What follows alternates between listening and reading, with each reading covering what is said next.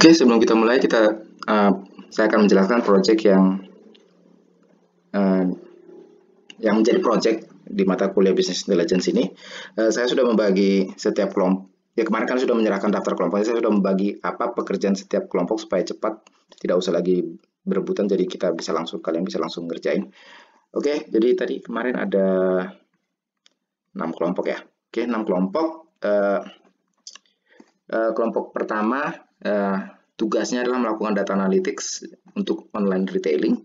Jadi project ini prinsipnya sih pada prinsipnya penerapan data mining dan machine learning untuk bisnis.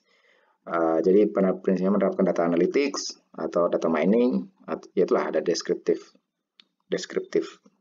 analytics atau predictive analytics ataupun prescriptive analytics untuk bisnis. Jadi saya memberikan data-data yang berkaitan dengan bisnis di sini. Yang pertama untuk online retailing. Jadi ini data penjualan di sebuah, ya itu data publik sih, data penjualan di New York kalau nggak salah. Di UK, bukan di New York, di UK online retailing. Jadi kalian bisa download datasetnya di sini. Ini salah untuk kelompok 2, kelompok 1 kebalik ya. Saya udah kelompok 2 kelompok 2 dulu. Kalian bisa download datasetnya di sini. Tujuannya adalah kalian melakukan data analytics terhadap data itu. Saya minta melakukan analisa customer dengan data yang tadi untuk mencari bisa nggak kalian melakukan pengelompokan customer di sana. Salah satu yang sering dipakai di sini RFM. Jadi RFM-nya dipakai, dataset itu dipakai untuk mengekstrak nilai RFM-nya, retensi, frekuensi, dan monetary dari customer-nya. Jadi dari situ yang paling simple sih pakai clustering untuk mengelompokkan kelompok customer yang mungkin promising, mana yang tidak promising, mana yang sedang-sedang aja promisingnya. Simpelnya begitu. Jadi saya minta melakukan analisa customer dengan data analitik dengan menggunakan data di atas. Tidak harus RFM, itu salah satu saja contohnya. Ya. Terserah apa model yang mau dipakai untuk menganalisa customer-nya. Itu yang pertama. Jadi pengelompokan customer-nya. Bisa nggak kalian berdasarkan data itu mengelompokkan mana kira-kira customer yang satu kelompok, mana yang bukan satu kelompok, dan sebagainya. Yang kedua, saya minta mengembangkan sistem prediksi untuk jumlah sale-nya, sehingga kita tahu kira-kira kapan periode dia yang akan ramai, kapan periode yang akan sepi dari data di atas. Jadi kita bisa memprediksi misalnya, dalam besok mungkin penjualan akan naik, tapi seminggu depan mungkin turun. Atau misalnya hasilnya adalah bulan segini dia peak misalnya kalau ini kan data UK mungkin Natal dan sebelum Natal mungkin dia peak, terus ada yang periode yang sepi misalnya. Tapi itu tentu kalian pakai data analitik, bukan hanya sekedar dilihatin terus diomongin maksudnya. Jadi kalian pakai teknik-teknik data mining, data science untuk mencari tahu, bisa nggak kalian mengembangkan sistem prediksi kapan periode rame dan kapan periode sepinya dari data yang kalian pakai di atas. Jadi itu tujuannya. Jadi ada 2 tugasnya, menganalisa customer dan mengembangkan sistem prediksi kapan periode rame dan periode sepi. Yang kedua, untuk kelompok 1, kalian bisa download datanya di sini, yaitu melakukan data analytics untuk Netflix dan TV show. Tujuannya, pertama, kalian mengembangkan sistem identifikasi konten yang mirip, atau ya kalau sekarang mungkin istilahnya genre dari acara film atau apa. Jadi mampukah kalian berdasarkan dataset yang di atas mengembangkan sistem identifikasi mana konten yang mirip satu sama lain dari dataset tersebut dengan menggunakan dataset tersebut. Jadi konten mana yang mirip. Jadi kadang ini biasanya berguna kalau kita merekomendasikan cara. Misalnya ada user yang biasanya dia nontonnya misalnya film-film komedi, maka tentu kalau kita tahu film ini satu kelompok dengan apa yang lain, kita bisa merekomendasikan ke dia misalnya film-film komedi juga. Itu salah satu aplikasi ke depannya kalau misalnya kita bisa mengembangkan sistem yang bisa mengidentifikasi mana konten yang mirip satu sama lain berdasarkan data itu. Itu yang pertama tugasnya. Yang kedua, kalian melakukan data analytics terhadap director. Salah satu feature di situ adalah director dan aktornya. Jadi kira-kira apa yang menarik yang setelah kalian menerapkan data analytics, kira-kira apa yang menarik dari kalau kita bicara aktor A, apa yang insight yang dia bisa diambil, misalnya dia fokus selalu di film-film komedi itu misalnya contohnya, atau director ini selalu dapat user maksudnya rating yang bagus dari penonton dan lain-lain. Tapi atau ya aktor ini pindah-pindah genre-nya, dia bisa di sini, bisa di sini, bisa di situ. Itu yang mungkin contoh yang bisa dihasilkan dari data analytics-nya. Tapi khusus untuk aktor dan sutradaranya. Jadi kalian melakukan data analytics terhadap data aktor dan data sutradaranya. Jadi kalian pakai teknologi data mining dan machine learning untuk mencapai tujuan yang di atas tadi, yang dua tadi. Mencari kemiripan konten dan mencari perjalanan karir lah ya, kayak perjalanan karir dari aktor dan sutradaranya.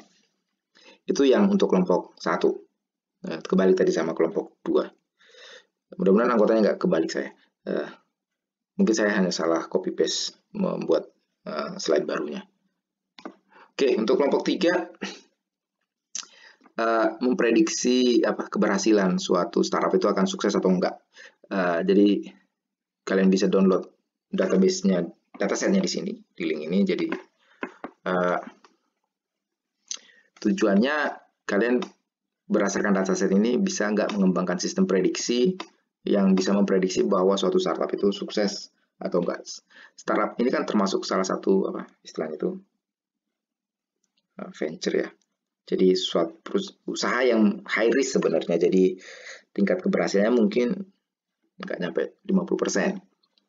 Jadi tapi biasanya orang berinvestasi itu karena high return-nya. Jadi punya peluang dia akan return on investment-nya besar dalam waktu cepat. Tapi juga punya risiko gagal lebih besar dari bisnis-bisnis yang lain. Jadi dengan dataset ini mampu nggak kalian mengembangkan sistem prediksi apakah sebuah perusahaan startup itu berhasil atau enggak. Nah, di sini tidak ada kelasnya sebenarnya di datasetnya itu apakah dia berhasil atau enggak. Karena memang kan nggak bisa diukur sebenarnya keberhasilan atau enggak. Tapi di situ ada grade di kelas di kolom status itu ada status perusahaannya. Jadi itu yang bisa dijadikan mungkin sebagai kelasnya. Jadi itu salah satu petunjuk. Oke, itu yang pertama. Yang kedua adalah kalian melakukan analisa features. Kira-kira di situ kan banyak featuresnya perusahaan itu, dataset itu maksudnya. Kira-kira kalian bisa nggak melakukan data analytics untuk mencari tahu kira-kira apa sih yang paling berperan dalam keberhasilan atau kegagalan sebuah perusahaan startup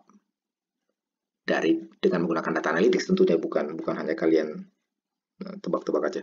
Jadi kalian menerapkan teknik data analytics untuk mencari tahu kira-kira mana atribut atau features atau informasi mana yang menyebabkan paling punya pengaruh dalam membuat suatu startup berhasil atau enggak. Jadi itu dua tujuannya, menerapkan data mining untuk mencapai dua tujuan tadi. Oke, itu kelompok 3. Berikutnya kelompok 4. Ini untuk fake job prediction. Jadi sekarang ini kan banyak itu lamaran kerja yang palsu sebenarnya. Jadi Dan sekarang kan banyak juga bisnis yang pada prinsipnya untuk tempat memposting ada lamaran kerja atau enggak, kayak LinkedIn dan ya macam-macam lah. LinkedIn yang saya ada membernya maksudnya. Saya nggak tahu yang lain. Tapi ya di situ kan bisa memposting job kan. Masalahnya mungkin bisa jadi orang yang memposting kan iseng. Jadi bisa jadi itu lamaran kerja palsu. Jadi di sini datasetnya kalian ada yang contoh-contoh lamaran kerja palsu dan asli. Yang pertama tujuannya adalah kalian kembangkan sistem klasifikasi untuk memprediksi mana yang asli, mana yang palsu. Itu untuk pakai data mining. Kedua, mirip sama sebelumnya, analisa features untuk tahu kira-kira apa sih. Biasanya tuh kalau kita bicara teks, salah satu yang dipakai untuk menentukan postingan itu palsu atau enggak adalah dari kata apa yang dipakai. Nah sekarang kalian untuk job posting, kira-kira keyword apa sih yang paling besar bobotnya untuk menentukan bahwa itu palsu atau asli. Lalu kalian juga yang ketiga mengembangkan sistem untuk mengelompokkan kemiripan antara job description-nya. Jadi kayak clustering, mana ada job description yang mirip satu sama lain. Bukan kelasnya ya, kelompoknya, misalnya kelompok bidang teknologi atau bidang ekonomi dan lain-lain lah misalnya. Dan ya saya minta untuk menerapkan teknologi data mining untuk melakukan dua hal yang di atas. Terus yang berikutnya untuk kelompok 5 adalah memprediksi harga saham. Jadi saham adalah ini untuk orang saham yang paling pengen sih dia ada bisa nggak sistem artificial intelligence dipakai untuk memprediksi besok saham harganya berapa sih. Jadi itu tujuan pertama, membangun sistem prediksi saham masa depan. Jadi sehari setelahnya, one day ahead prediction. Bisa nggak kita memprediksi saham besok pakai dataset di atas. Yang kedua, kira-kira kan saham ini kan ada naik turunnya, dan naik turunnya kan cukup fluktuatif. Kira-kira kalian bisa nggak mengidentifikasi kapankah dia yang disebut dengan momentum atau mean reversion strategies-nya. Jadi dia udah di peak-nya atau di dasarnya. Jadi di situ pasti dia akan, ya kalau di dasarnya dia pasti akan naik besok berikutnya. Kalau di peak-nya ya dia pasti turun besok. Jadi saya minta mengembangkan sistem yang bisa menentukan itu, di mana dia pasti turun atau pasti naik berikutnya. Jadi itu yang tujuan yang keduanya. Jadi pakai data mining untuk mencapai yang dua itu. Terus ini karena sekarang COVID, jadi ini dataset tentang persebaran virus COVID-19. Jadi tujuan yang perlu dicapai adalah mengembangkan sistem, yaitu prediksi besok kira-kira korbannya berapa yang positif. Kan sekarang kayak misalnya pemerintah kan tiap hari memposting hari ini korbannya. Kira-kira bisa nggak kita memprediksi besok pemerintah itu akan bilang berapa sih korbannya? Dari dataset itu ya. Ini kan bukan Indonesia sih, jadi ini kalau nggak salah Korea. Karena saya merasa Korea yang agak lengkap datanya dan nggak terlalu ya maksudnya agak banyak dan cukup reliable. Jadi ini dataset persebaran corona di Korea. Terus di situ juga bukan hanya sekedar, nah di Indonesia kan memang nggak tahu saya sekarang udah terbuka nggak lokasi siapa aja yang pasiennya. Nah di Korea itu terbuka, jadi pasien terdampak itu ada zip code-nya. Jadi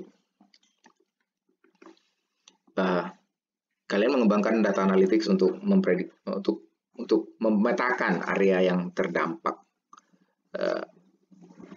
dengan dataset itu. Jadi itu untuk kelompok 6. Oke,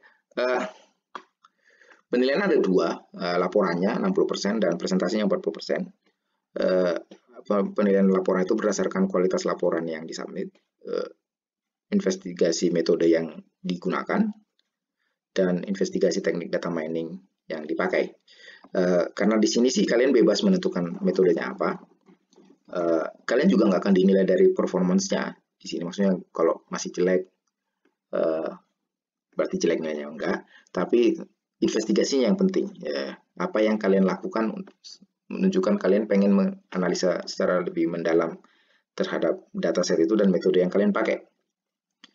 Jadi itu yang dinilai. Jadi itu 60% di laporannya, 40% di presentasinya. Di mana itu 20% pemahaman dari coding. Jadi akan saya tanya codingnya yang mana dan itu ngapain. Kalian paham nggak? Karena mungkin kalian kan juga akan mengopi sebagian dari tempat lain dan itu nggak dilarang selama kalian mengerti apa yang kalian copy. Dan 20% lagi adalah kualitas presentasinya. Ya itulah. Jadi slide-nya, cara presentasi dan lain-lainnya. Ini untuk format laporannya 12 halaman minimal, maksimum 30 halaman, Times New Roman 1,5. Nah, itu marginnya. Oke, itu aja. Kalau ada yang mau ditanya, silakan ditanya. Bisa lewat forum atau lewat chatting. Oke, terima kasih. Kita lanjutkan ke materi. Oke, pertama kita solusi untuk tugas pertama di Business Intelligence. Tugasnya ada 2 ya. Tugas pertamanya ada 2 soal. Yang pertama adalah eksplorasi dan visualisasi data. Dan ini nanti banyak dipakai untuk yang kayak untuk data analytics yang tadi yang untuk projectnya itu juga bisa salah satunya dengan ya pakai yang seperti di sini. Jadi yang pertama adalah visualisasi data 10 baris pertama dan 10 baris data terakhir. Itu tentu dengan head dan tail. Library head dan tail, yaitu hasilnya. Terus untuk menampilkan statistik dari datanya, jadi kita kan masih pakai iris yang pertama ya. Jadi iris data untuk menghasilkan statistik dari setiap features-nya. Jadi pakai perintah describe. Dari sini kita tahu bahwa setiap features itu punya 150 instance, 150 datasetnya, jumlah datanya, min-nya untuk setiap features, sepal length-nya 5, sepal width itu min-nya 3, petal length itu 3, petal width itu 1, terus standar deviasinya ini dihasilkan, terus nilai minimumnya dan nilai maksimumnya, serta kuartil pertama, kuartil kedua, dan kuartil ketiga, batas kuartil ketiga, maksudnya 3 dan 4. Itu statistik yang dihasilkan dengan describe. Lalu kalau kita mau tahu tipe data dari setiap kelas, distribusi data setiap kelas dengan pakai info, jadi tipe datanya jadi sepal length itu float, sepal width itu tipe datanya float, petal length itu float, dan yang terakhir kelas itu adalah objek. Terus distribusi dari datanya, jadi untuk kelas iris 1 ada 50, iris versicolor ada 50, iris virginica itu ada 50, jadi dengan hanya perintah group by. Oke, berikutnya saya minta kalian menampilkan whisker plot dan box plotnya. Ya tinggal pakai, ya ini kan pakai plot aja, tapi di argumennya pakai box seperti ini. Jadi dia akan menampilkan box plot. Ini untuk box plot dari sepal length, sepal width, petal length, dan petal width. Terus kalau menampilkan histogram tinggal pakai perintah hist. Dia akan menampilkan histogram dari setiap features-nya. Ini histogram dari features petal length, petal width, sepal length, dan sepal width. Untuk menampilkan scatter plot pakai perintah scatter matrix. Jadi akan menampilkan scatter plot untuk korelasi antara setiap features-nya, antara sepal width dan petal width. Demikian seterusnya, jadi akan menghasilkan gambar seperti ini. Jadi kita akan bisa melihat mana kira-kira dataset yang mungkin saling berkorelasi, misalnya antara petal length dan Petaluit itu sangat kuat korelasinya. Terus Petalength dan Sepalength juga agak kuat korelasinya. Yang tidak terlalu kuat korelasinya adalah antara Petalength dan Sepalwidth, misalnya karena datanya agak begini, atau ya itulah. Jadi dari scatterplot kita bisa melihat mana data yang atau features mana yang saling berkorelasi biasanya. Terus itu untuk soal yang pertama dengan iris data, jadi itu simple, jadi mirip dengan contoh yang kemarin saya kasih. Yang kedua adalah data text report, itu dari data yang saya kasih datanya, lalu disuruh minta nambahin 2 features tambahan, tren harga. Lalu sama untuk soal 1 menampilkan sebagian dari datanya, 5 data terakhir dan 5 data pertama. Lalu statistik dari datanya sama juga pakai describe, cuman tentu ya akan menghasilkan statistik yang lebih kompleks karena featuresnya jauh lebih banyak. Terus, nah di dataset itu di year build itu ada yang missing values-nya, ada nilai yang diisi dengan none. Saya minta kalian mencari berapa banyak yang none dari dataset itu. Jadi ya kodenya cuma seperti ini. Jadi karena kita mau year build-nya yang mau dicari, jadi kita mencari apakah ada none di sana dan dijumlahkan berapa. Dan kalau dihitung persentasenya tinggal dihitung berapa jumlah yang non dikali dengan total seluruh datanya kali 100%. Jadi dataset itu ada sekitar 6% missing values-nya. Oke, terus saya minta kira-kira perkembangan jumlah bangunan setiap tahunnya. Jadi ini hasilnya. Jadi dengan perintah seperti ini, jadi kita tahu ya pada prinsipnya sama mirip histogram. Jadi kita cari tahu dari tahun 1900 sampai 2018 perkembangan jumlah bangunan yang dibangun setiap tahun. Tapi kan itu bukan itu yang ditanya sebenarnya. Kira-kira dari dataset yang kalian tampilkan itu misalnya apa yang menarik di situ? Yang pertama menarik di situ ada ini kan misalnya di sini kenapa tiba-tiba peak-nya banyak ini, sementara kan sebelum dan sesudahnya rendah ini jumlah bangunannya di tahun berapa ini, 1900-an ya awal lah, 1910-an. Kira-kira apa yang terjadi di sana? Kenapa ini tiba-tiba peak di waktu itu? Terus di sini juga ada peak di 2000-an, sebelum 2000-an, 90-an 8 mungkin kan ya, di 90-an. Ya 90-an.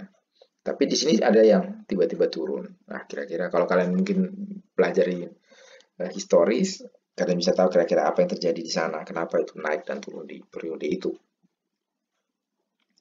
Itu untuk tahu histori dari jumlah bangunan setiap tahun. Jadi yang saya harap jawabannya kalian isi jawabannya kenapa, kira-kira apa yang menarik dari gambar ini. Lalu urutan tahun-tahun mana yang paling banyak dibangun, dia tinggal di ranking aja. Dia mana yang tahun berapa yang paling banyak. Jadi hasilnya seperti ini. Yang paling banyak dibangun itu tahun 94, 94, 95, 99, 2009 sampai 1991 itu yang 20 terbanyak bangunan. Kira-kira apa yang menarik?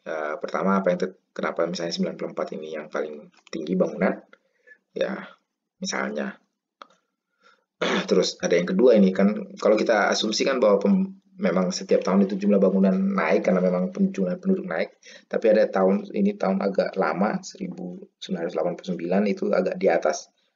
Jadi ada sesuatu yang terjadi di sana, kenapa jumlah bangunan banyak di tahun itu. Kira-kira ya apalah. Tentu kalau kalian mau lakukan data analitik itu yang perlu kalian analisa. Hasilnya ditampilkan, nah sekarang kalian bisa menganalisa apa dari hasil itu. Lalu histogram, distribusi properties dari 1900 sampai 2018. Jadi ini histogramnya.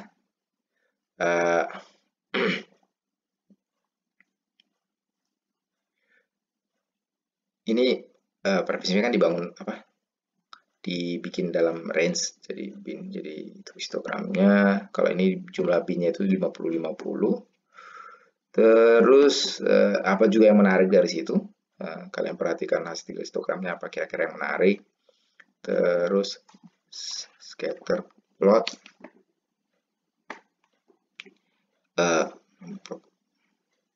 Oh, ini karena saya nggak run dari awal, jadi coba di run insert.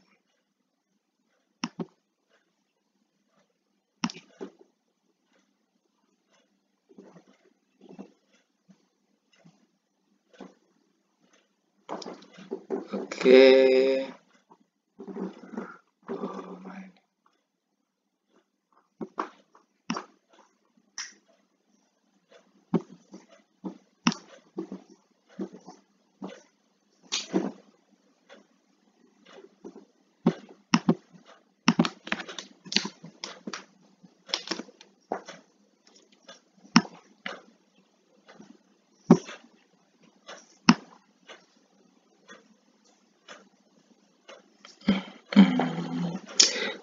Ada itu scatter plot. Kalau ada error. Maaf tadi ada seperti kesalahan tadi.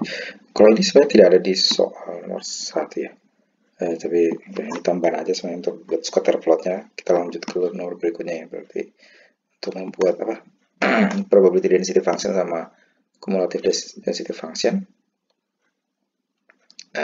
Ya.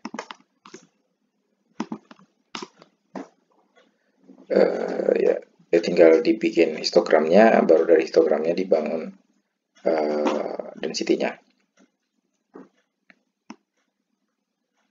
Masih running.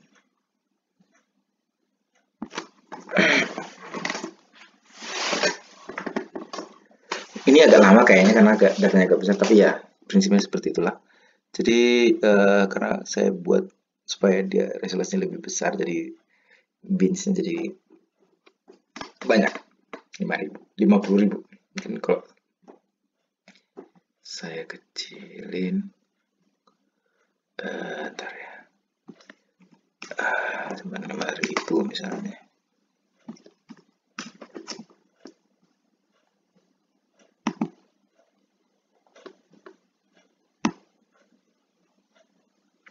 Ya, masih lama lah.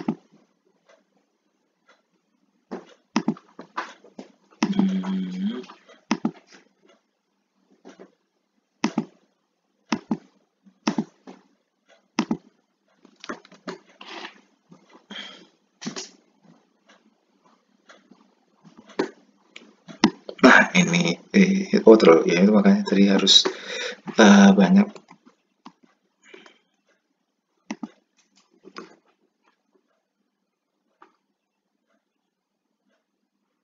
Masih di run.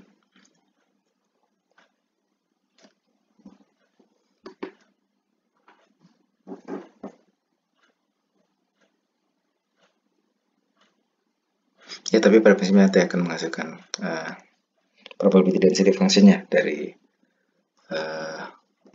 gambar dari solid dari data itu.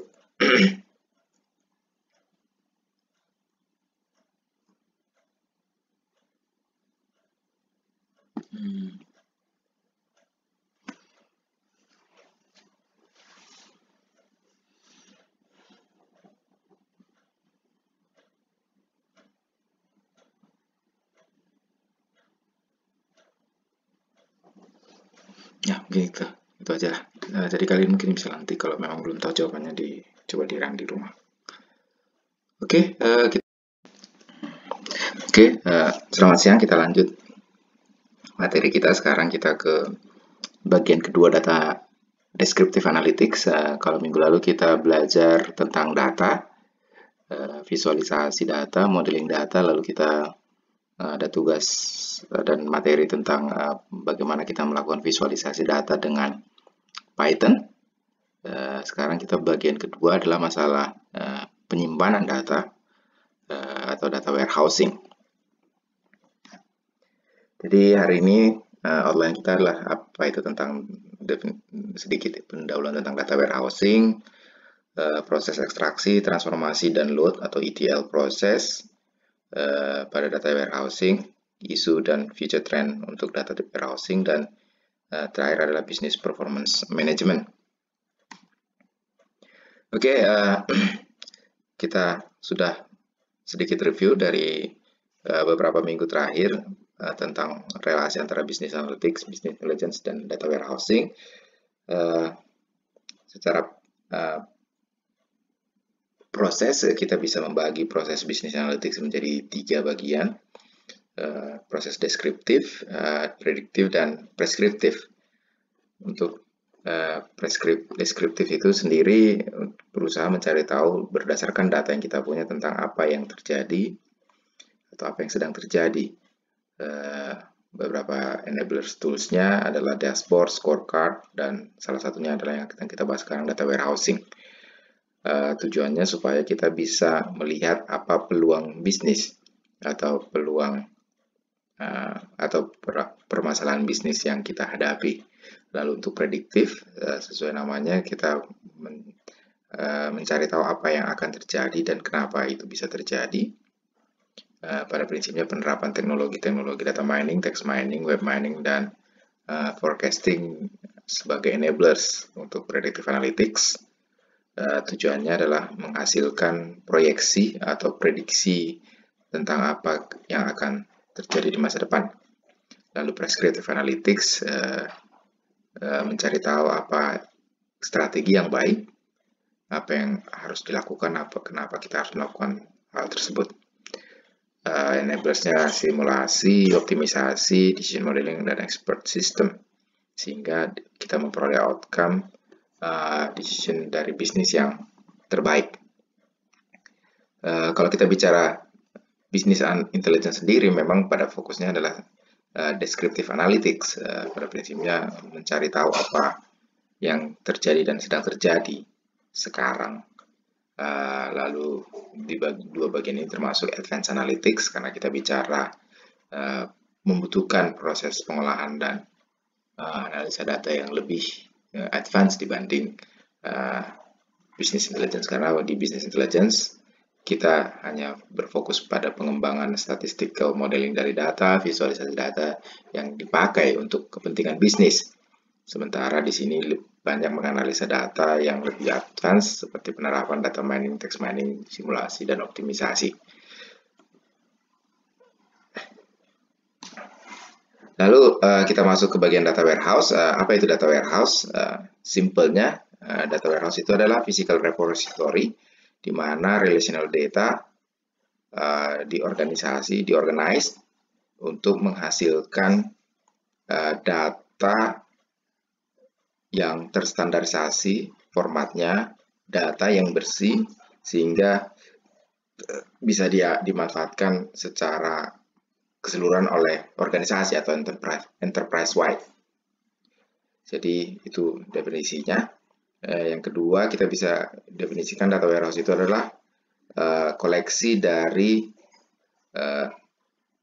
integrated subject-oriented database yang didesain untuk mensupport desain support system function, di mana setiap unit itu adalah non-volatil dan relevan untuk suatu waktu, suatu satuan waktu.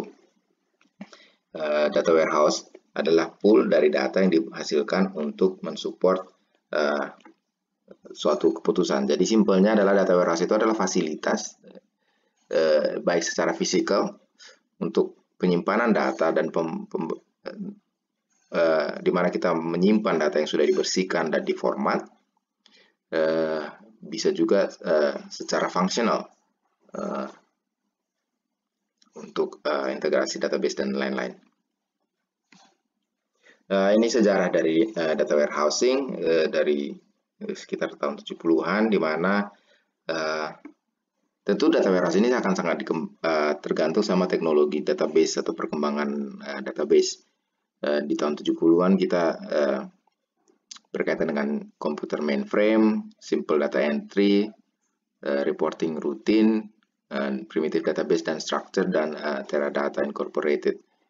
karena memang masih di zaman di mana kita masih berfokus pada mainframe computers. Komputer itu masih terbatas komputasi dan kemampuannya, sehingga dibutuhkan mainframe computers kalau memang kita bicara data besar atau data yang lumayan kompleks. Kita butuh fasilitas seperti itu untuk penyimpanan. Lalu di tahun 80-an perkembangan komputer sudah mengarah kepada mini dan personal computers atau PC, sehingga banyak sudah aplikasi yang berkaitan dengan bisnis untuk PC, business applications for business, business application for PCs. Perkembangan di database, di BMS dan relational database juga sudah berkembang di tahun 80-an. Teradata SIPS commercial database dan business data warehouse mulai populer. Di tahun 90-an trennya adalah centralized data storage, di mana kita memang menyimpan data itu dalam satu tempat yang terpusat, dan konsep data warehouse mulai lahir di tahun 90-an. Arsitektur Inmon untuk membangun data warehouse juga lahir di tahun 90-an, Kimball dan EDW Arsitektur Design. Lalu tahun 2000-an, karena perkembangan data web semakin berkembang secara eksponensial, memerlukan konsolidasi data warehouse dan business intelligence. Data warehouse appliance mulai berkembang, business intelligence semakin populer, mulai kita menerapkan data mining dan predictive modeling, dan konsep open source software juga makin berkembang. Dan mulai juga berkembang adalah cloud computing. Jadi kita menggunakan computer computers as service. Lalu sekarang ke depan ini ya akan dibutuhkan semakin big data analytics, karena kita bicara data sekarang sudah semakin besar. Social media analytics, text dan web analytics, Hadoop dan MapReduce dan NoSQL, in memory dan in database. Jadi apa itu karakteristik data warehouse? Yang pertama, dia adalah subject oriented. Jadi data itu harus diorganisasi dalam detail subjek subjek yang detail. Nah, misalnya subjeknya apa, tentang sales kah, atau produk kah, atau tentang customers. Jadi memang dia subject oriented, jadi harus punya subjek yang detail dan spesifik. Yang kedua, dia integrated, jadi dia harus mampu mengintegrasikan data yang bersumber dari berbagai sumber, dan harus mampu mengolah itu dalam format yang konsisten. Jadi data warehouse harus mampu menangani ketika terjadi naming conflicts misalnya, atau discrepancies antara unit of measure. Yang ketiga, karakteristik ketiga dari data warehouse adalah time variant atau time series, karena biasanya data warehouse itu berisi data historical, baik dia weekly, daily, atau monthly. Kecuali dalam sistem yang real time. Jadi biasanya data warehouse itu harus deal dengan data yang time variant. Biasanya di data warehouse kita mendetek trend, deviasi, long term relationship untuk prediksi atau forecasting dan komparasi, sehingga kita bisa melakukan pengambilan keputusan berdasarkan tren tersebut. Karakteristik berikutnya adalah non volatil, artinya hanya orang tertentu yang bisa mengubah data di data warehouse. Users sebaiknya tidak mampu melakukan pengubahan data di data warehouse, karena kalau seperti itu bisa jadi ya datanya dimanipulasi sehingga tidak real. Data yang dianggap tidak perlu juga, atau yang dianggap obsolete, juga harus dibuang, dan perubahan yang terjadi itu harus dicatat sebagai data baru. Beberapa karakteristik tambahan data dari data warehouse. Yang pertama adalah web based biasanya, karena apalagi ini terutama misalnya kalau company-nya memang tidak berada di satu tempat, sehingga kalau dia web based akan lebih mudah bagi user dari berbagai tempat untuk melakukan akses kepada data warehouse-nya. Yang berikutnya adalah relational dan multidimensional, karena umumnya data warehouse itu biasanya either dia relational structure atau multidimensional structure. Jadi dia relasi antar datanya jelas, atau struktur kalau dia multidimensi juga jelas. Dia client dan server.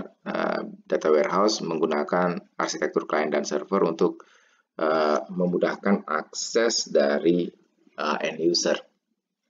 Dia juga real time,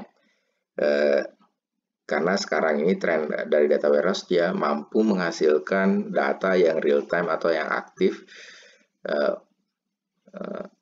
data akses dan kapabilitas untuk melakukan analisis secara real time. Berikutnya dia juga menginclude metadata.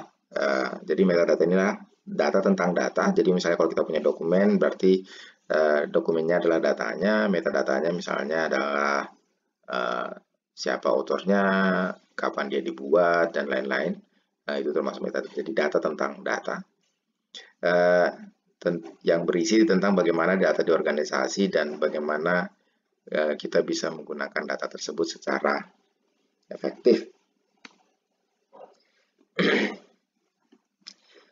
Kelebihan benefit dari penerapan data warehouse adalah kita bisa menghasilkan sebuah decision making yang berdasarkan data driven. Artinya kita mengambil keputusan itu berdasarkan data, bukan berdasarkan intuisi belaka.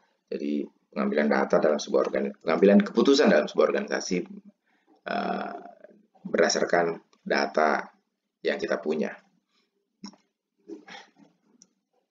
Data warehouse itu adalah one management and analytical platform untuk produk konfigurasi, waransi, dan diagnostic readout data yang menghasilkan reduce infrastructure expenses.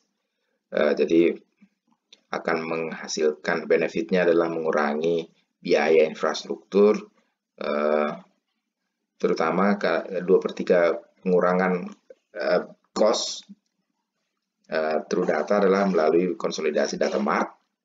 Kemudian benefit kedua adalah produce warranty expenses, sehingga kita mengimprove reimbursement accuracy through improve claim data quality.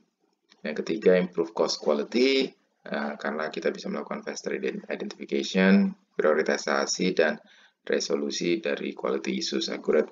Berikutnya, accurate environmental performance reporting, dan terakhir, IT architecture standardization. Komponen-komponen dari data warehouse yang pertama adalah data mart. Jadi data mart itu adalah subset dari data warehouse, karena biasanya mungkin kita menyimpan data itu dengan berbagai subjek. Misalnya kita ada data warehouse untuk produk, data warehouse untuk service, data warehouse untuk customer, data warehouse untuk klien, dan lain-lain. Maka kalau kita bicara satu single subject misalnya, maka itu adalah data mart. Jadi data mart adalah subset dari data warehouse yang typically umumnya terdiri dari satu subject area, misalnya operasi doang, marketing doang, atau customer doang, produk doang, dan sebagainya.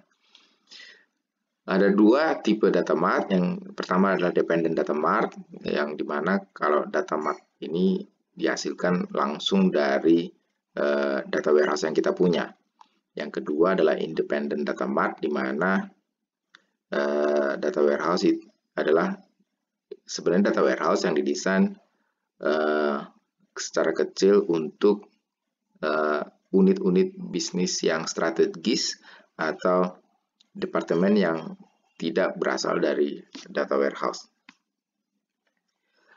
Terus adalah operational data stores atau ODS, di mana ODS itu menyediakan bentuk terbaru dari customer identification file dan digunakan untuk short-term decision yang melibatkan aplikasi yang memang critical tujuannya. Lalu yang kedua adalah enterprise data warehouse atau RDW, adalah large scale data warehouse yang digunakan di keseluruhan enterprise atau organisasi untuk decision support. Data warehouse ini menghasilkan data untuk berbagai tipe decision support, misalnya customer relation management, supply chain management, business performance management, business activity monitoring, product life cycle management, revenue management, knowledge management, dan lain-lain. Oke, metadata. Metadata itu adalah data tentang data. Jadi kalau kita punya data, hal-hal yang berkaitan dengan data itu bagaimana diciptakan, siapa yang membuat, kapan dibuat, itu termasuk metadata. Jadi dalam sebuah data warehouse, metadata itu menjelaskan tentang konten dari sebuah data warehouse, di mana berkaitan dengan akuisisi data dan penggunaan data. Sintaktik metadata, struktur metadata, dan semantik metadata adalah beberapa klasifikasi dari metadata. Jadi kalau kita bicara metadata, contoh metadata itulah siapa misalnya autornya, kapan datanya di-create, datanya dimodifikasi, dan ukuran data dan lain-lain. Itu adalah contoh dari metadata dari sebuah dokumen atau sebuah data.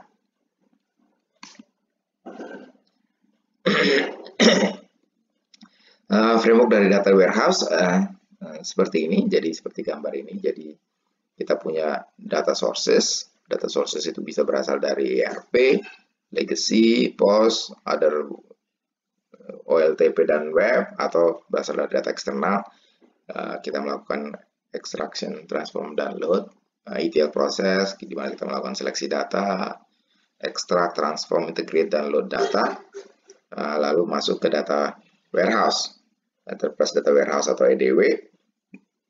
Kalau kadang kita melakukan replikasi dari data untuk fault tolerance, atau kalau siapa tahu terjadi masalah di source utama, tentu kita harus punya replikasi atau backupnya dan juga metadatanya. Lalu dari enterprise data warehouse dibagi-bagi ke berbagai tipe data subjek, yang menjadi di mana satu subjek itu menjadi satu data mart.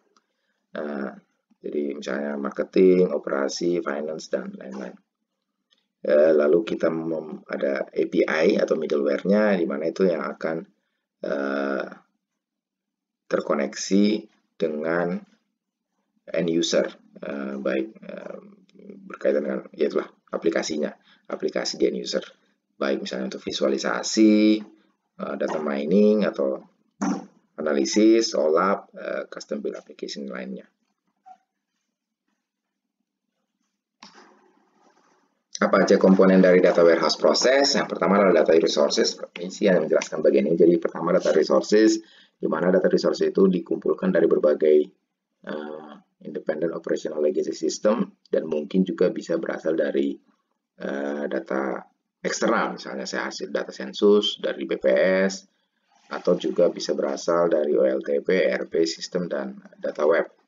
Lalu setelah itu dia adalah ETL proses, data extraction dan transformasi, di mana kita melakukan ekstraksi dan transformasi data secara proper untuk menghasilkan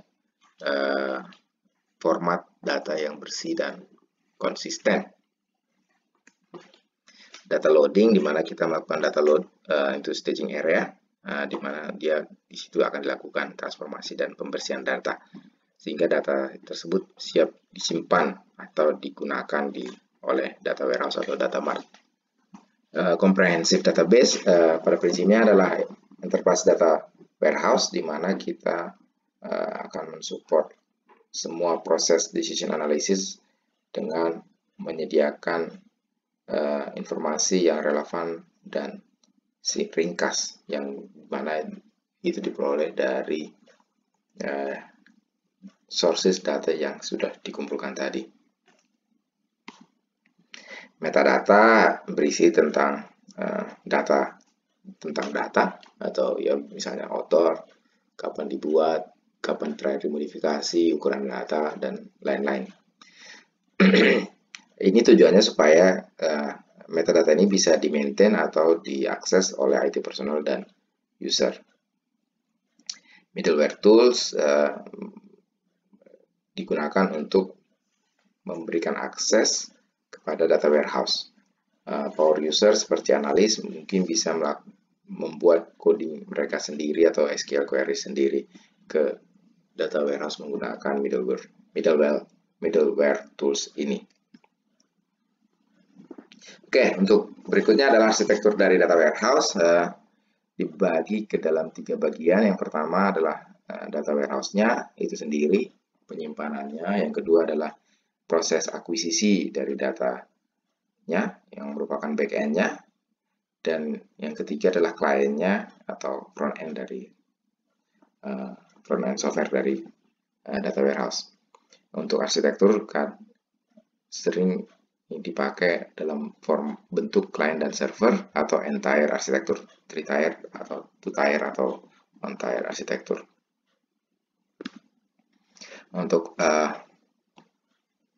1-tier arsitektur berarti kita semuanya ada dalam satu server yang sama, di mana data dan aplikasi dia berada di data yang di server yang sama, di satu server, makanya disebut dengan 1-tier arsitektur. Untuk yang 2-tier biasanya kita memisahkan antara aplikasi server untuk aplikasi dan server untuk datanya. Lalu kalau 3-tier kita memisahkan server aplikasi, server data, dan server database-nya. Tentu masing-masing punya kelebihan dan kekurangan.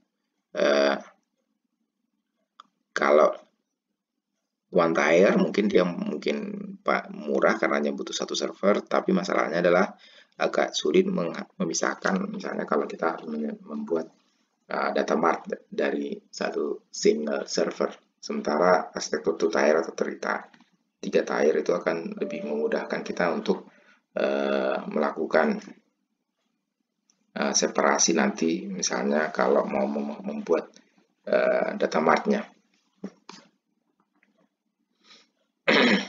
Jadi ini penjelasan tentang 2-tier. Kalau tadi 1-tier itu jadi semuanya dalam satu server, kalau 2-tier berarti klien itu berada di satu server, sementara usernya di satu server, sementara application dan database-nya itu di satu server terpisah. Dan kalau 3-tier dia application dan database-nya berada di server yang sendiri-sendiri atau terpisah. Ini adalah arsitektur dari web-based data warehouse. Ya, ini yang model client server. Jadi kita punya client web browser, misalnya berupa web browser, dan ini terhubung dengan internet, intranet atau extranet ke web server. Dan web server ini terkoneksi ke dalam web page yang sebagai interface-nya, application server, dan data warehouse.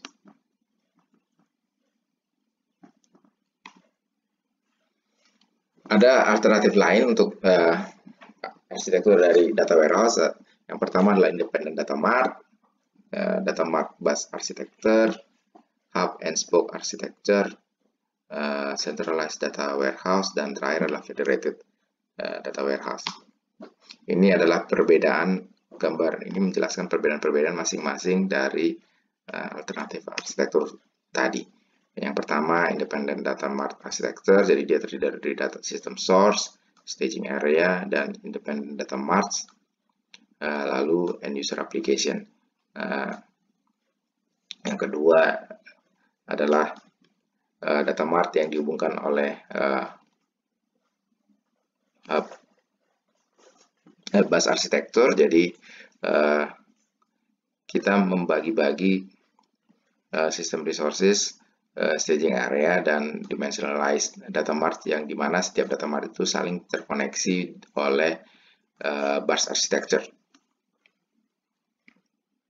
Yang hub and spoke architecture, jadi dia punya independent data mart seperti yang jadi dia punya independent data mart, lalu dia berisi normalized relational warehouse atau atomic data yang terkoneksi untuk end user. Centralized data warehouse, strukturnya dia terdiri dari source system, staging area, dan normalized relation data warehouse, atomic and summarized data, dan ke end user. Sementara federated architecture dia terdiri dari beberapa data warehouse, data mart yang sudah eksis, saling terkoneksi, dan kita melakukan mapping terhadap relasi antara data mart atau data warehouse yang sudah existing. Ada beberapa faktor yang mempengaruhi bagaimana apa arsitektur yang kita pilih dalam membuat data warehouse. Yang pertama adalah bagaimana interdependensi informasi antara unit-unit organisasi. Yang kedua adalah apa kebutuhan dari upper management terhadap informasi yang diperlukan. Yang ketiga, urgensi dari pembuatan atau penerapan data warehouse.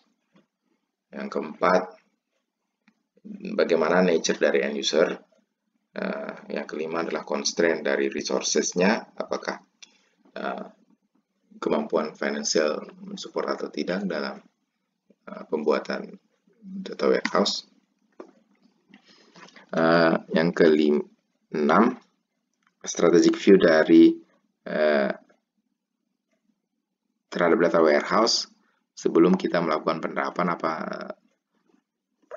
strategic view prior to implementation-nya. Ke-7, compatibility dari sistem yang sudah ada mungkin di organisasi. Ke-8, perceived ability dari in-house IT staff-nya. Ke-9, technical issues. Dan terakhir adalah social dan political factor. Ini adalah sebuah studi yang menunjukkan survei terhadap berbagai organisasi terhadap apa arsitektur yang mereka pilih. Jadi di skor antara 1 dan 10 kayaknya. Jadi aspek-aspek yang ditanyakan adalah bagaimana penyajian informasi, kualitas dari penyajian informasi, kualitas sistem, impact terhadap individual, dan organizational impact. Berdasarkan survei tersebut diperoleh bahwa mayoritas bisnis itu menyukai hub and spoke architecture, terutama berkaitan dengan kualitas informasi yang disampaikan, lalu disusul oleh centralized architecture. Secara kualitas sistem, Bars arsitektur dinilai yang paling berkualitas sistemnya, namun yang paling berimpact secara individual adalah yang centralized architecture. Jadi bisa dilihat preference secara umum sebuah organisasi adalah centralized, hub spoke arsitektur, dan bus arsitektur untuk arsitektur dari data warehouse. Oke, kita masuk ke bagian berikutnya adalah ETL. Jadi ETL itu adalah data integrasi, ekstraksi, dan transformasi serta load dari data. Jadi di situ berkaitan dengan integrasi dari data, karena biasanya data itu berasal dari berbagai resource yang perlu diintegrasikan. Biasanya data integrasi ini melibatkan 3 operasi atau proses yang utama, yaitu akses dari data, federasi dari data, dan bagaimana kita menangkap perubahan dari data. Yang berikutnya adalah Enterprise Application Integration, EAI, berkaitan dengan teknologi yang mampu menyediakan suatu kendaraan atau alat untuk melakukan pushing data dari resource ke dalam data warehouse. Artinya bagaimana kita bisa melakukan ekstraksi data dari sumber data dan memasukkan atau menyimpannya ke dalam data warehouse. Dan kemudian Enterprise Information Integration adalah tools yang dapat digunakan untuk menghasilkan data integrasi secara real time, yang dimana kita mungkin harus deal terhadap data yang berbagai sumber dan bisa menghasilkan secara cepat relasi atau multidimensional database dari data tersebut. Ini adalah skema atau diagram dari ETL. Jadi dia ada pack application, legacy system, dan berbagai aplikasi internal lainnya. Kita lakukan ekstrak dari data, transform, cleanse, dan terakhir kita load data. Kita melakukan load itu ke dalam data warehouse maupun ke data mart. Bisa berupa kita load ke dalam data warehouse lalu dibagi-bagi ke data mart, atau bisa langsung dibagi-bagi ke dalam data mart tertentu.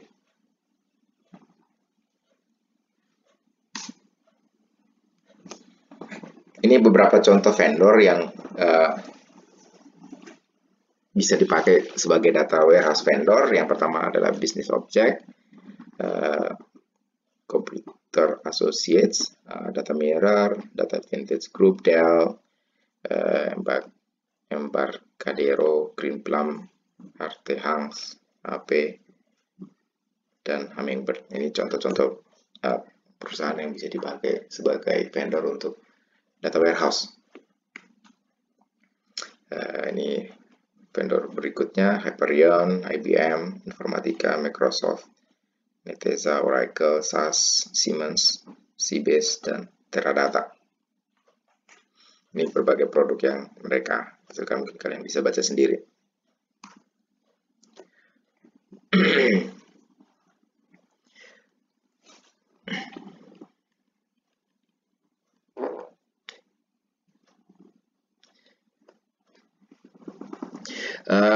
Beberapa isu yang berkaitan dengan bagian keputusan kita, misalnya dalam apakah kita harus membeli atau menyewa ETL tools. Pertama, perlu diingat kadang tools dalam transformasi data itu bisa jadi mahal.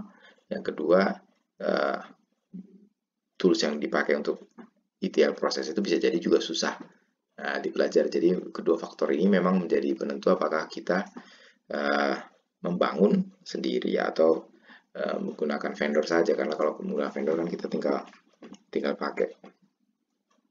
Beberapa kriteria penting yang dipakai dalam menentukan atau memilih ETL tools. Yang pertama adalah kemampuan kita dalam kemampuan tools tersebut untuk membaca dan menyimpan data,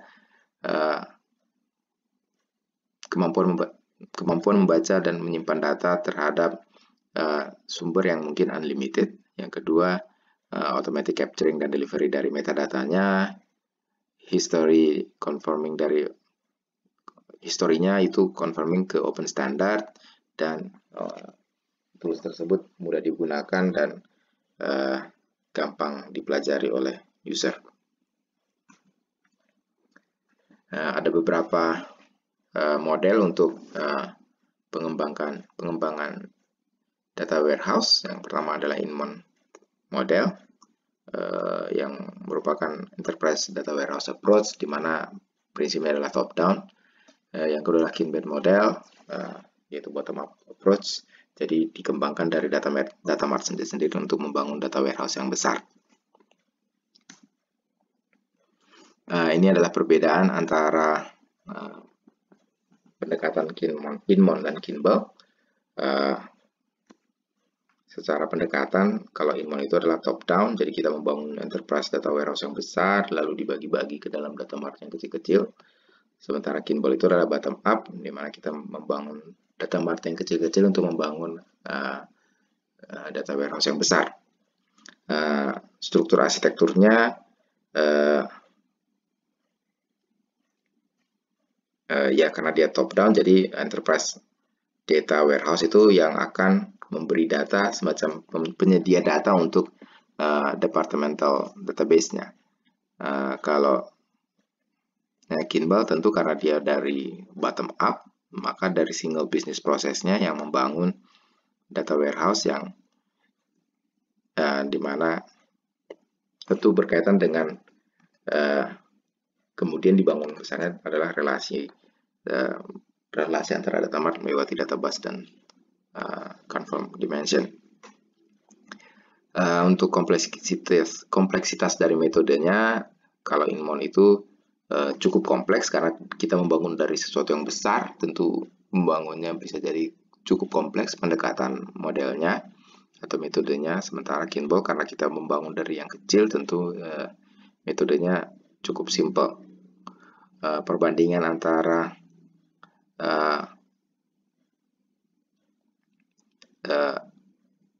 established development methodologies itu biasanya kalau Inmon itu diturunkan dari spiral metodologi, sementara Kimball itu dari 4-step process atau varian dari RMDBMS method. Discussion dari physical design-nya cukup menyeluruh kalau untuk Inmon, sementara Kimball itu cukup simple. Lalu data orientasinya berbasis subjek atau data driven, kalau Kimball itu berbasis proses oriented. Toolsnya biasanya kalau untuk Inmon itu cukup banyak memakai tools-tools tradisional, misalnya entity relationship diagrams, data flow diagrams, dan lain-lain.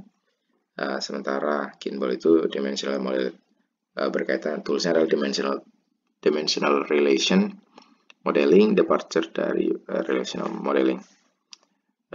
End user acceptability, Inmon karena kompleks biasanya rendah, sementara end user accessibility untuk Kimball itu tinggi. Untuk primary audience-nya biasanya Inmon itu adalah IT profesional, sementara untuk Kimball adalah end user. Tempatnya dalam sebuah organisasi, kalau untuk Inmon adalah bagian tidak terpisahkan dari pusat informasi dari sebuah organisasi, sementara Kimball adalah transformer dan retainer dari operational data. Tujuannya objektif, kalau untuk Inmon untuk menghasilkan sound technical solution yang berbasis dari database atau data yang lengkap, sementara Kimball tujuannya adalah mendeliver solution yang membuat itu mudah bagi user untuk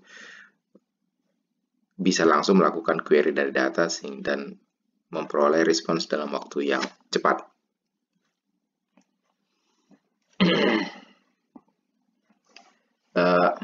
Perbedaan antara data mart dan enterprise data warehouse approach, yang pertama skopnya, kalau data mart itu subjek areanya satu, kalau EDW tentu kan dia adalah enterprise data warehouse adalah banyak atau beberapa. Development times-nya, kalau data mart itu cukup cepat, mungkin hitungannya bulanan, sementara kalau EDW itu mungkin butuh tahunan. Cost-nya juga jauh lebih besar. Untuk data mart mungkin hanya sekitar 10.000 US sampai 100.000, sementara EDW itu membutuhkan cost mungkin yang hingga mencapai 1 juta US.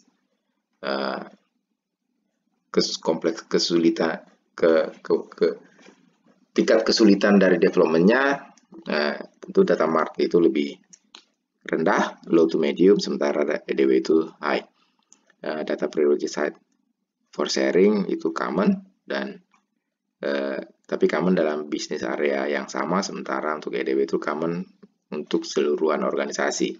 Source-nya juga berbeda. Kalau DM itu beberapa operasional dan external system, sementara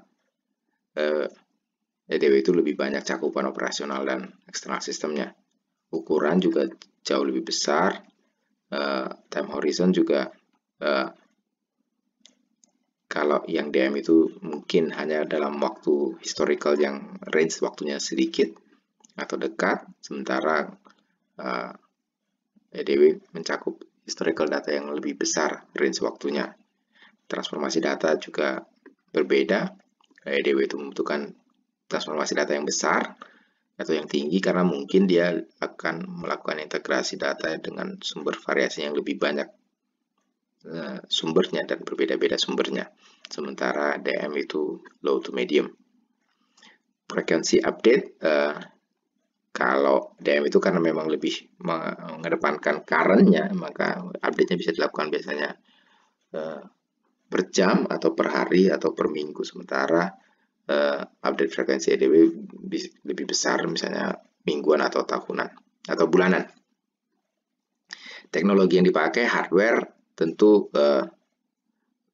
EDM itu hanya membutuhkan workstation atau departmental server, sementara EDW itu butuh enterprise server dan mainframe computers operating system.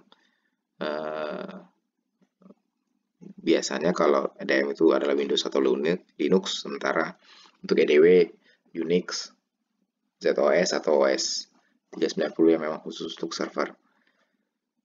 Database-nya workgroup atau standar database. EDW tentu Enterprise Database Server. Penggunaannya kalau EDW mungkin harus mampu menghandle ketika diakses oleh 100 sampai ke 1000 user per satu waktu, sementara DM approach mungkin hanya sekitar 10. Tipe user, business area analyst dan managers adalah tipe user untuk DM, sementara enterprise data warehouse banyak digunakan oleh enterprise analyst dan senior executive. Business spotlight tujuannya DM hanya sekedar mengoptimasi aktivitas dalam satu bisnis area, sementara kalau EDW lebih ke pengambilan keputusan dalam satu organisasi yang besar atau enterprise yang besar.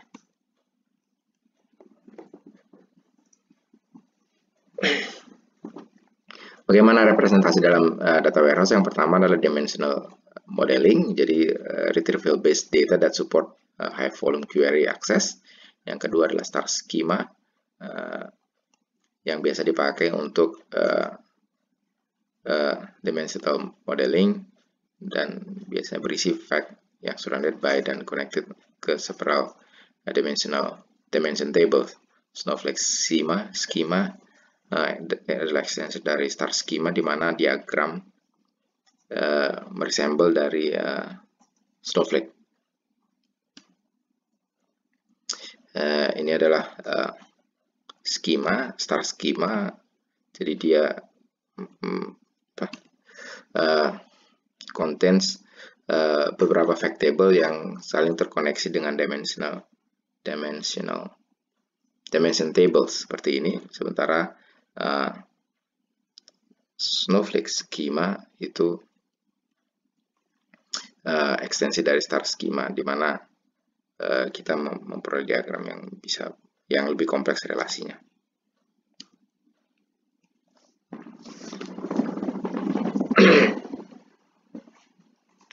Multidimensionality berkaitan dengan kemampuan dalam organisasi menghasilkan dan menganalisis data dari beberapa dimensi seperti sales by region, by product, atau by salesperson per satuan waktu. Multidimensional representasi itu berkaitan dengan dimensi produk, salesperson, atau berkaitan dengan pengukurannya, mungkin uang yang dihasilkan, sales yang dihasilkan, volume penjualan, dan lain-lain, dan time, weekly, daily, atau monthly. Analisis data di warehouse itu adalah bisa berupa online transaction processing atau LTP, di mana dia melakukan capturing dan storing data yang berasal dari ERM, CRM, dan POS. Tentu fokus utamanya adalah melakukan efisiensi dalam aktivitas rutin, misalnya pelaporan dan lain-lain. Sementara OLAP, Online Analytical Processing, berkaitan dengan melakukan konversi data ke dalam bentuk informasi yang diperlukan dalam decision support system, data cubes, drill down, roll up, dan slice and dice dari data, requesting dan ad hoc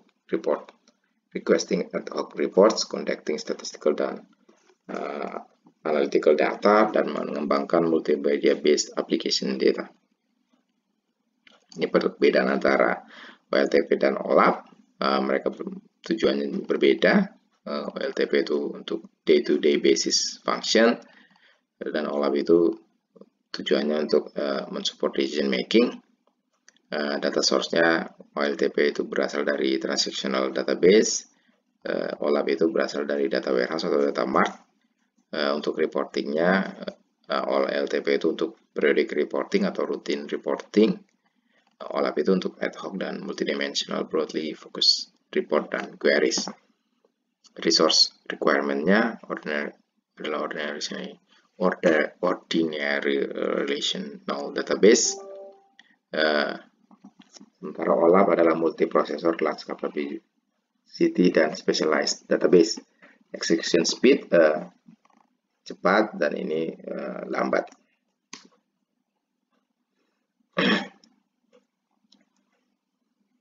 Ini adalah tentang OLAP, slice and dice, jadi subset dari multidimensional. Slice itu berkaitan dengan kita mengambil subset dari multidimensional array. So, kalau dice itu adalah kita men-slice dari 2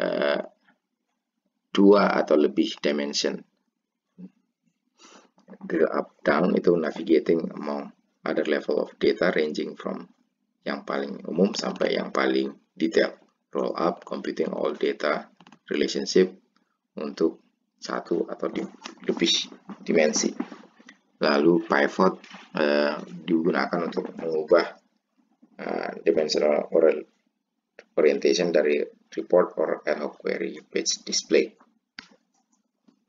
Tadi yang proses slice and dice. Jadi kalau kita bisa melakukan, ya pada prinsipnya kita bisa di data OLAP itu bisa slice, artinya kita ngambil beberapa multidimensional data, lalu bisa juga dilakukan dice dari multidimensional data tadi. Beberapa variasi dari OLAP adalah MOLAP, multidimensional OLAP, relational OLAP, dan database OLAP, web OLAP, dan lain-lain.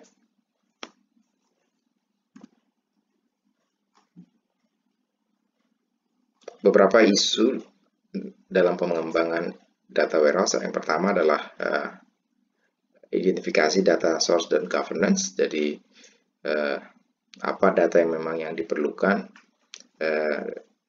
dalam implementasi, data quality planning, data model design. Yang berikutnya adalah ETL tools, establishment of service level agreement, data transport, dan data conversion. Rekonsiliasi, end user support, dan political issues.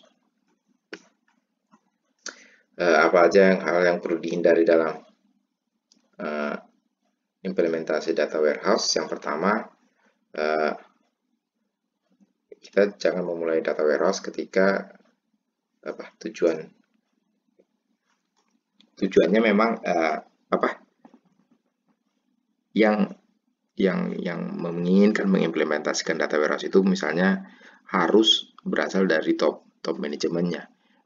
Kalau tidak didukung dari top manajemennya, itu mungkin akan sangat berbahaya di tengahnya atau ke depannya, karena memang cost yang dibutuhkan dalam pengembangan data warehouse itu cukup besar. Terus kita juga harus menghindari ekspektasi yang tidak mungkin dicapai. Jadi misalnya kita pengen sesuatu itu selesai dalam waktu bulanan atau harian, sementara kita mungkin mau membuat enterprise data warehouse, sementara jadi kita harus menyusun ekspektasi yang sesuai dengan harapan yang seharusnya. Engaging in politically naive behavior, ini berkaitan dengan political, misalnya dalam kantor atau dalam organisasi, di mana tujuan dalam kita misalnya menerapkan data warehouse itu memang sesuatu yang seharusnya dibutuhkan oleh organisasi. Kalau kita lebih tujuannya memang hanya sekedar political dalam organisasi, mungkin sebaiknya dihindari, karena memang pembuatan data warehouse itu bukan sesuatu yang murah. Lalu juga kita jangan sekedar membuat data warehouse sekedar karena memang ya kita mau bikin aja. Jadi karena kita mau bikin data warehouse ya dibikin gitu, karena tentu itu tidak akan besar manfaatnya dalam sebuah organisasi. Lalu kita percaya bahwa membuat data warehouse itu sama seperti membuat database transactional database. biasa, karena memang data warehouse itu butuh kompleksitas yang lebih besar dibanding hanya sekedar membuat database transaksi biasa. Lalu kita memilih data warehouse manager yang memang itu hanya sekedar mengikuti tren teknologi, bukan user oriented. Jadi ini sangat berbahaya, terutama karena tren dalam informatika itu kan kadang terlalu cepat berubah, termasuk teknologi yang berkaitan dengan data warehouse, database, dan lain-lain.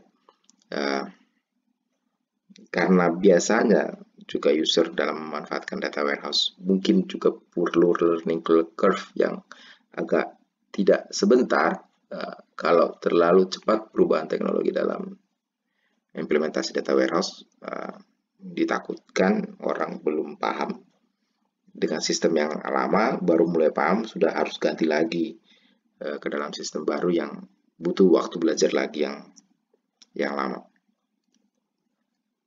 Beberapa faktor yang membuat kegagalan data warehouse project adalah yang pertama, yaitu tadi kalau sponsorship keinginannya itu tidak dari top, maka atau top manajemennya setengah-setengah keinginannya, tentu akan sangat mungkin kegagalan projectnya di tengah atau di akhir. Terus yaitu tadi, kalau kita sekedar membuat data warehouse hanya sekedar membuat aja karena memang ada data, dan sementara memang kita belum melihat memang manfaat benefit ke dalam bisnisnya, maka itu juga bisa membuat faktor penyebab kegagalan dalam penerapan data warehouse. Terus cultural issues being ignored, karena memang kalau penerapan data warehouse tentu berkaitan dengan culture dalam organisasi, dalam misalnya penyimpanan dan pembuatan datanya.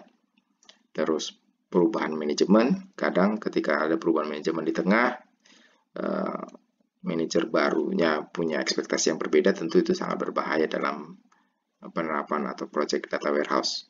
Terus pemilihan arsitektur yang tidak pas juga mempengaruhi keberhasilan dari penerapan data warehouse. Kualitas data, kalau datanya terlalu banyak missing values atau datanya kualitasnya rendah, tentu sangat mempengaruhi hasil analisanya, sehingga manfaatnya juga mungkin tidak besar. Lalu yang terakhir yang hanya berkaitan dengan, ya karena kita sekedar menyimpan data saja, jadi hanya sekedar data storage tapi tidak dimanfaatkan.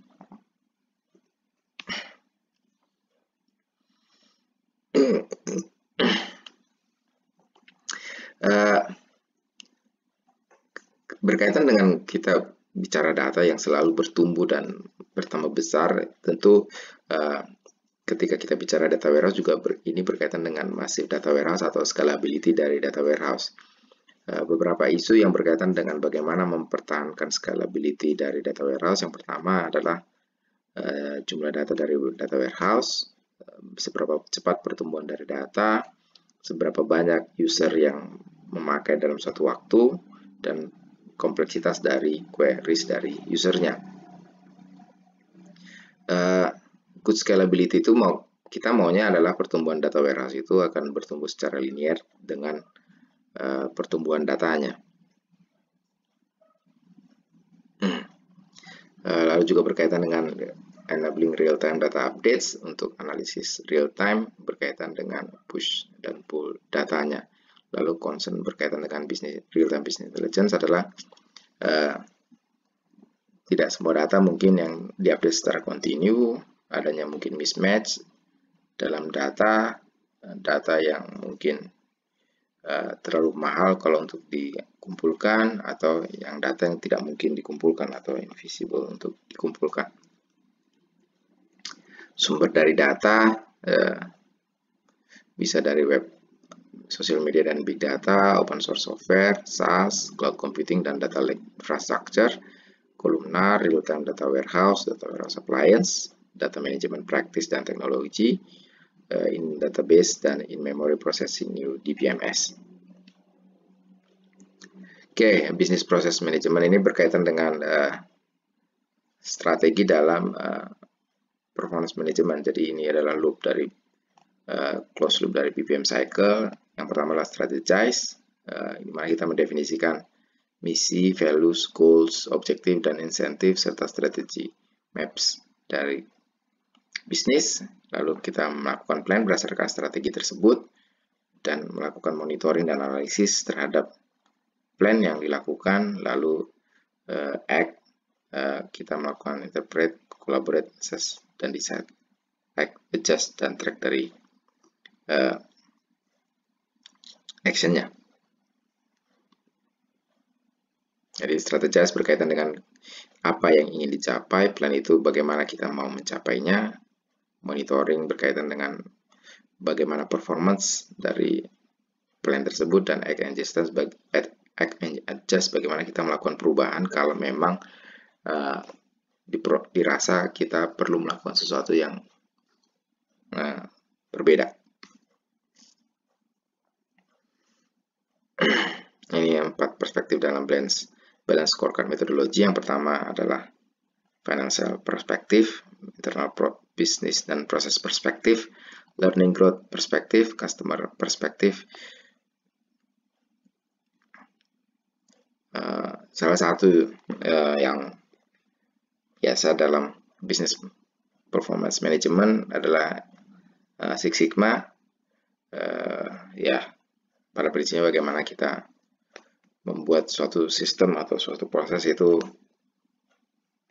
6 sigmanya, 6 varian. Jadi prinsipnya 3 kegagalan dalam 1 juta proses. Ya, jadi dia berkaitan dengan kalau pengukuran, mungkin kalau kalian ikut mata kuliah software process improvement akan lebih mendalam membahas tentang Six Sigma. Salah satu inti dari Six Sigma adalah di performance, di mana kita melakukan define proses, measure proses, analyze proses, improve proses, lalu control proses. Ini contoh perbedaan antara balance scorecard dan Six Sigma. Kan mungkin bisa baca. Oke, kesimpulan, jadi data warehouse itu adalah infrastruktur yang kita desain untuk repository dari data, sehingga kita bisa melakukan akses dari data lebih mudah dan cepat, sehingga bisa dipakai untuk aplikasi lain, misalnya untuk predictive analytics. Data warehouse mungkin bisa dibagi ke dalam subjek tertentu, dan setiap subjek itu disebut data mart. Data mart itu bisa berupa replikasi dari subset dari data, atau kadang data mart itu adalah solusi yang lebih murah dari sebuah data warehouse. Oke, data integration itu punya 3 proses: data access, data federation, dan data capture. Lalu ETL teknologi itu berkaitan dengan ekstraksi, transform, dan load dari data, real time dan active data warehouse supplement, expand traditional data warehouse, dan terakhir berkaitan dengan security dan privacy isu dari data. Oke, ini ada beberapa pertanyaan yang mungkin kita pakai sebagai tugas kedua, jadi kalian bisa coba jawab dan dikumpulkan jawaban dari pertanyaan ini di sebelum pertemuan berikutnya. Jadi ada 11 pertanyaan. Pertama, kenapa kira-kira kita perlu melakukan pemrosesan data? Beberapa contoh pemrosesan data, data cleaning dan data transformasi.